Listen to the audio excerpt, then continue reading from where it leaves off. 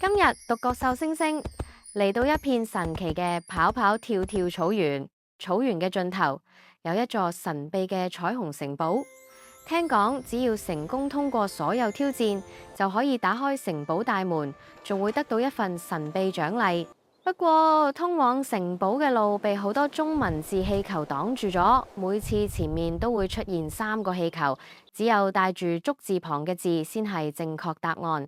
竹其實即係我哋嘅腳，古時候嘅竹字就同腳同腳掌嘅形狀有關，所以好多同腳或者腳嘅動作有關嘅字都會見到竹。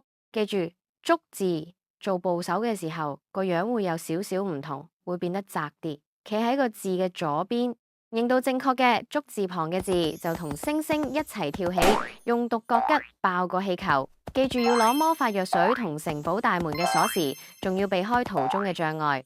如果見到大雄跳舞，就跟住佢一齊手舞足蹈啦。準備好未？3、2、1，開始！